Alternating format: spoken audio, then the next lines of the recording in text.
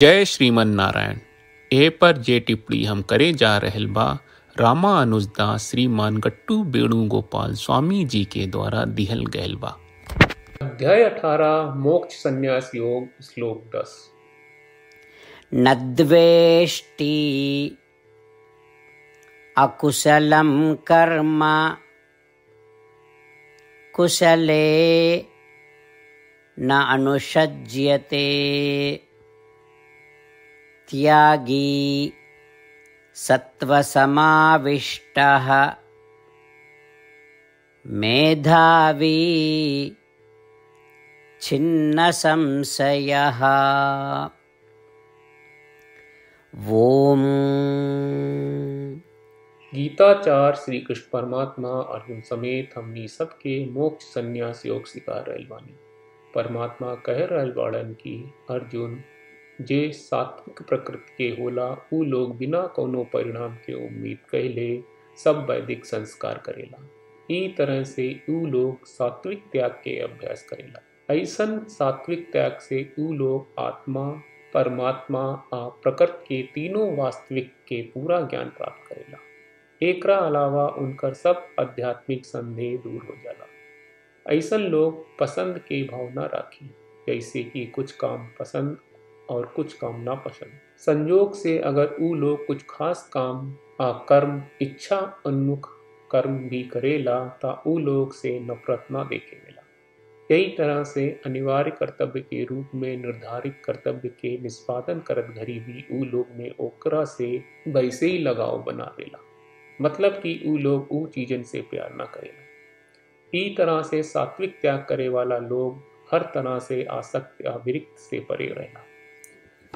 श्री कृष्ण परमात्मा ई कह के कि साफ कर रहल बाड़न की सद्गुणी स्वभाव वाला लोग सद्गुण त्याग के अभ्यास करेला और सब आसक्त या घृणा से परे जाला। आई से हमनी के संध्या वंदन जैसन वैदिक संस्कार आ पूर्वज के पूजा के उचित तरीका से करी जा। बिना कौनो परिणाम के उम्मीद के हमनी के एगो सद्गुणी स्वभाव विकसित करी जा और सब लगाव आ नफरत से ऊपर उठे की कोशिश करी जा। श्रीमन नारायण के प्राप्त के अपन जीवन के लक्ष्य बना के और खाली श्रीमन नारायण के शरण लेके श्री कृष्ण परमात्मा के वचन के ठीक ऐसन वा वैसने श्लोक के रूप में दोहरावे के कोशिश करी जा। न द्वेष्ट्य कुशलं कर्म कुशले नानुषज्यते त्यागी सत्वसमाविष्टः मेधावी छिन्न संशयः।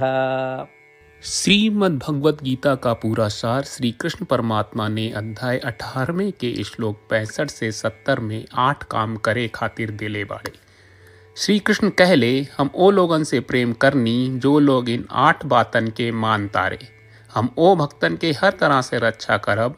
श्री कृष्ण परमात्मा के द्वारा बोलल गईल संपूर्ण भगवत गीता सुनला के बाद अर्जुन कहले करिष्ये वचनम त्वा, जेके मतलब बा कृष्ण मैं उही करब जौन आप कही।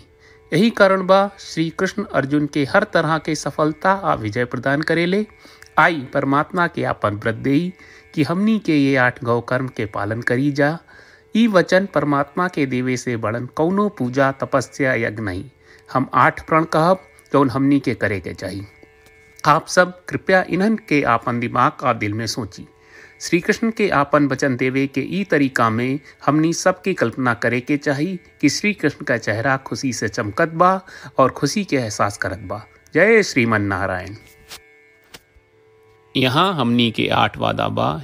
हमनी के पहला वादा, हे श्रीमन नारायण आपका निर्देश के मुताबिक हम हमेशा तोहार ध्यान करब और तोहार बारे में सोचब। हमनी के दूसर वादा, हे श्रीमन नारायण आपका सलाह का अनुसार हम हमेशा आपका भक्त रहब। हमनी के तीसर वादा, हे श्रीमन नारायण हम आपन सब काम तोहरा सेवा के रूप में और तोहरा संतुष्टि खातिर करब। हमनी के चौथा वादा, हे श्रीमन नारायण जैस की आप माने के कहले रहलू हमरा बहुत विश्वास बा कि हम आपके होई और हम हमेशा आपन दोनों हाथ जोड़ के आपके नमस्कार करब और आपकी पूजा करब। हमनी के पांचवा वादा, हे श्रीमन नारायण हमरा के तोरा बात माम एकम शरणम ब्रज 1866 याद कहले, जहाँ आप हमरा के आपन का अर्पित करे का कहा। श्रीमन नारायण मैं हमेशा तोहरे शरण में रहब।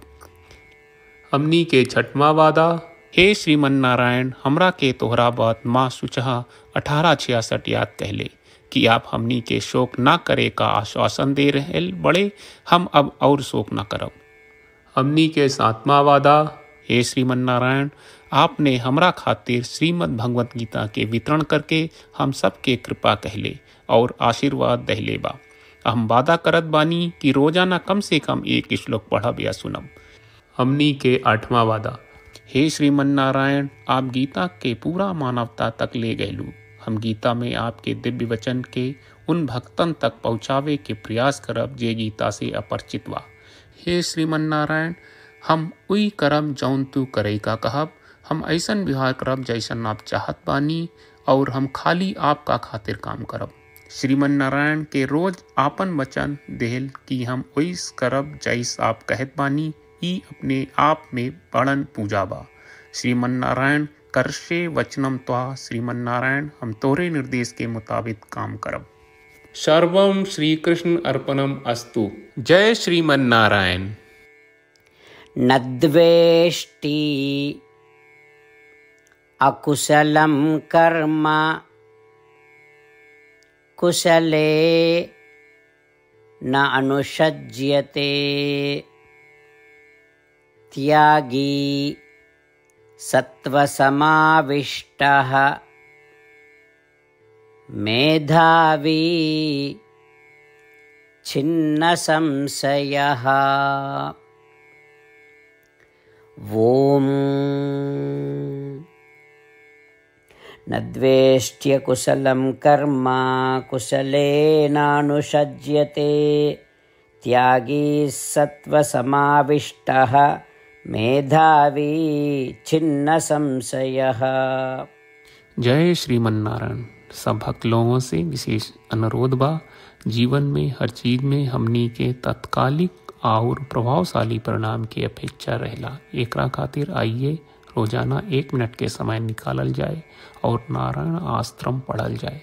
नारायण आश्रम प्राप्त करे खातिर नारायण आश्रम वेबसाइट पर जाई जो www.narayanaashram.org है और पंजीकरण में आपन नाम और ईमेल दर्ज करी। आपके द्वारा प्रदान कईल गई ईमेल पर आपका एक नारायण आश्रम PDF प्राप्त हुई। PDF में एक रामायण श्लोक, एक गीता श्लोक और एक विष्णु नामम बा। ये तीनों के मिल के नारायण आश्रम कहल जाला। हर व्यक्ति के ये श्लोक के अलग अलग संयोजन मिलेला। जब हर कोई 24,000 भक्तन के साथ रोजाना आपन नारायण आश्रम पढ़त आ सुनत बा ता हर दिन संपूर्ण रामायण का 1 दौर, श्रीमद् भगवत गीता पारायण के 33 दौर और श्री विष्णु सहस्त्रनाम स्तोत्र पारायण के 24 दौर प्रतिदिन पूरा होएला। ई एक बहुत ही उल्लेखनीय और विलक्षण परिणाम बा जौन हर एक दिन ऐसकरे से निकलेला। ई कारण बा कि आप और आपके परिवार के सदस्य तुरते जाके आपन नारायण आश्रम प्राप्त करी। जय श्रीमन नारायण।